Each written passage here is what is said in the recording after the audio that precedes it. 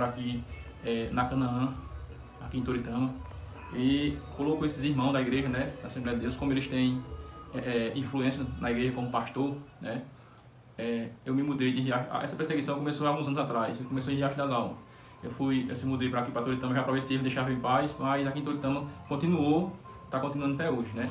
Eu procurei o pastor Severino Júnior, pedi ajuda a ele, mas ele não fez de conta de nada do que eu falei para ele, né. E continua a mesma perseguição contra a minha pessoa. Eu não sou um cidadão de bem, não tenho nada contra a justiça de Deus, contra a justiça, né.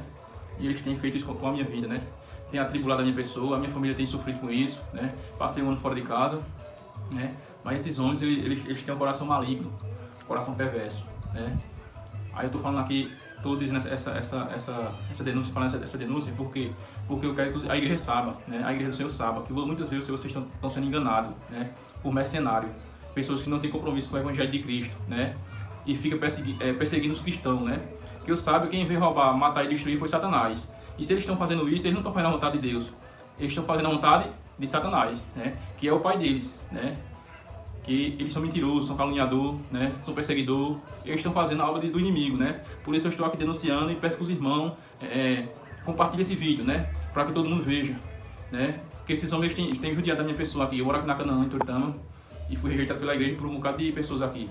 Fecharam as portas, eu não trabalho aqui quase a ninguém, porque através das calúnias, das mentiras que eles inventaram, né? Na igreja, as pessoas me rejeitam, né? E eu estou aqui denunciando para que a justiça entre em ação e ajude só não a mim, mas aqueles que estão passando por esse mesmo problema, né, em termos de perseguição dentro do Evangelho. Que os irmãos vejam esse áudio, e se estiver passando por esse mesmo problema, denuncie também, irmão. Não tem medo não, denuncie, viu? Qual foi o motivo, né, de tanto ódio, de tanta perseguição, de tanta calúnia contra você? Foi porque no ano de 2015, né, que era para mim ter denunciado antes, há muitos anos atrás, mas eu vim me acordar agora, né? Deus me deu coragem, orando, buscando a Deus, Deus me deu coragem, eu estou aqui denunciando. Ele chegou lá em casa, no ano de 2015, sentou comigo lá no sofá, minha esposa, e pediu voto para um candidato dele. Só porque eu disse que não votava no candidato dele, isso foi motivo de rebelião, né? Que ele se levantou contra a minha pessoa dizendo que eu era desobediente, né? Que eu não honrava a Deus. Porque esses homens acham que para honrar a Deus tem que honrar eles. Se eles estiverem na verdade, se eles estiverem dentro como a palavra de Deus ensina, se eles não tiverem, eles estão errados. Aí por causa desse motivo, de eu não apoiar, né, esse candidato que ele pediu voto, ele se levantou contra mim, botou minha família, meu irmão. Os ombreiros lá de Riacho não sabem tudo isso. Alguns ombreiros de lá sabem. Os ombreiros daqui de Canaã também, né? Sabem sim. Aqui a Canaã todo mundo sabe desse problema, porque eles me perseguindo há muito tempo. Tem caluniado, tem sujado a minha imagem, queimado a minha imagem, com calúnia, com mentira, né? E realmente a igreja, ela se afastou da minha pessoa, os irmãos, os ombreiros da igreja. Porque eles fizeram realmente como que eu fosse um monstro, né? Desobediente, fosse uma pessoa desobediente a Deus, desobediente a eles. Mas tudo mentira, tudo calúnia. Eu sou um servo de Deus e eu ando em conformidade com a palavra de Deus. Se eu não puder ajudar uma pessoa, também não atrapalho. Porque essa é a obra do cristão. Por isso que eles têm raiva de mim. Tem me perseguido, tem me apertado aqui. Mas eu sei que a justiça um dia eles vão pagar diante de Deus, né? Essa é a denúncia que eu estou fazendo, viu? Eu estou aqui com 3 e-mails da Caixa do gestor presidente da IEADPE. Quem mandou para mim foi um pastor. Vocês assistiram aí ao depoimento de um irmão de Toritama. Ele estava com esse grito preso no peito desde 2015, 2016. E agora aqui, no A Voz das Ovelhas, ele desabafa e diz como foi perseguido por não apoiar os candidatos do projeto Cidadania, que foram indicados por todo o estado de Pernambuco, não foi só em Recife. E eu vou ler aqui para vocês que é uma contradição absurda do que este irmão falou, do depoimento que ele deu. Como, depois de ler este e-mail aqui, esses e-mails, vocês vão ver um vídeo que eu publiquei em 2017, que trata o depoimento do gestor presidente da IEADPE no Ministério Público Eleitoral. Depois vocês vão ver o presbítero Jonatas falando sobre isso que ele negou. E depois vocês vão ver a própria testemunha dele falando o que ele negou, tá? Então vejam só, irmãos.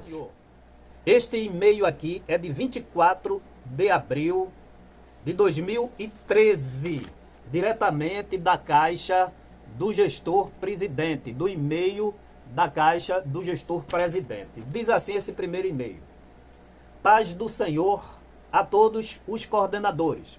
Estou sendo informado que há vereadores querendo oferecer ônibus para a igreja, palanque, gambiarra, para cruzada, som, etc. Para comprometer a igreja e principalmente as áreas com a futura campanha política deles. Quero dizer que não vou permitir nem autorizar que solicitem nada a político sem a minha ordem. Nem aceitem, pois tomarei medida com que nas campanhas políticas, sendo obreiro da igreja, apoiar candidato que não for escolhido pela CONADEP. Vão prestando atenção aí. Afastarei das funções e não voltarão mais a ser obreiro, mesmo depois da eleição, pois esta atitude será entendida como desrespeito à igreja. Por isso é bom advertir aos obreiros que trabalham para Manuel Ferreira, Cleiton e Eustáquio, ou qualquer outro, não permitirei que usem a posição ministerial para trabalhar contra os projetos da igreja. Advirtam as dirigentes de círculo de oração, adulto e infantil, campanha, adolescentes, órgãos de louvor, discipulado, EBD, corais e conjuntos, PROAT e todo tipo de festa da igreja. Quem desobedecer a esta determinação deve ser afastado da responsabilidade depois de comunicado ao presidente da igreja, pastor Ailton José Alves, presidente IADPE CONADEP, ACLC, que é uma associação aí das rádios, editora e televisão, que ele é o presidente de tudo. Vejam outro e-mail aqui, a todos os pastores setoriais do interior e da capital. Paz do Senhor. Meus irmãos, como está o projeto?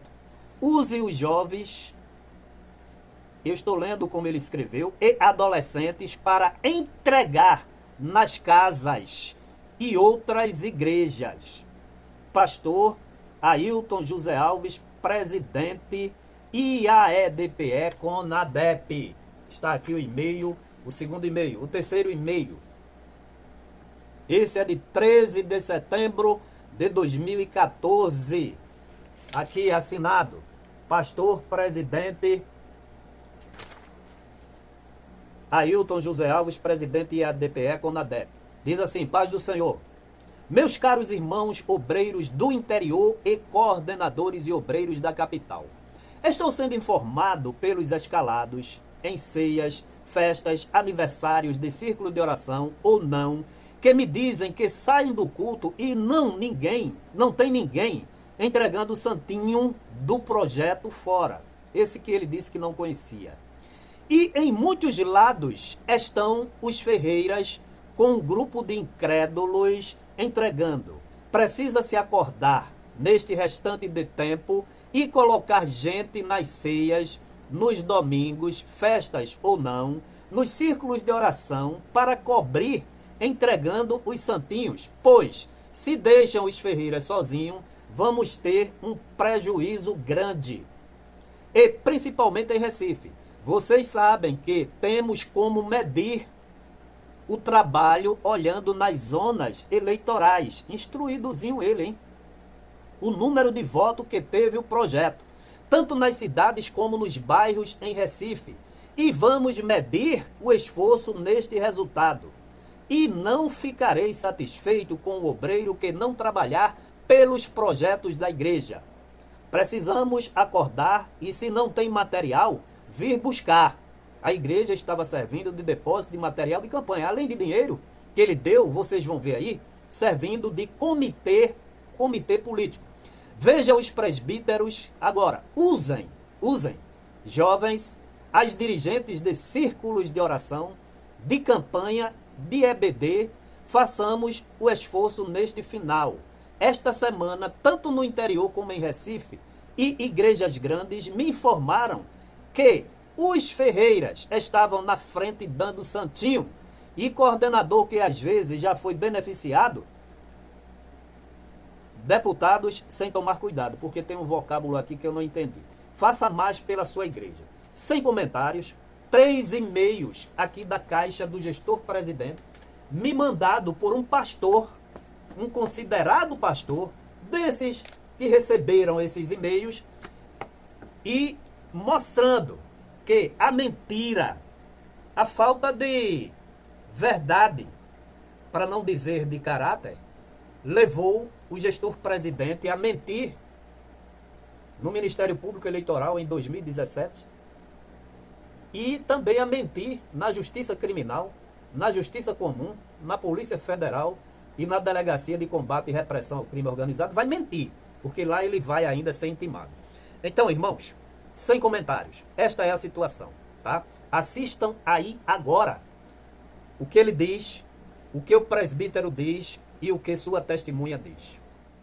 Intimados os pastores Ailton José Alves e Isaac Silva, o Ministério Público Eleitoral lhe apresentou os relatos e as provas em seu poder e eles negaram tudo. Inclusive disseram que não existia comissão da cidadania e que jamais interferiram ou interferem nas candidaturas e que se souberem que algum obreiro descumpre a lei, ele os chama para corrigir.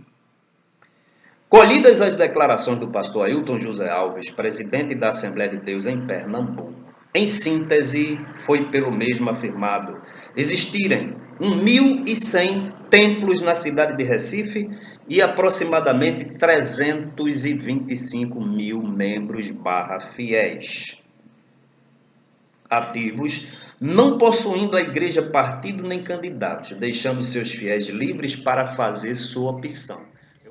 Você sabe dizer se houve algum procedimento junto ao Ministério Público sobre esse projeto de cidadania?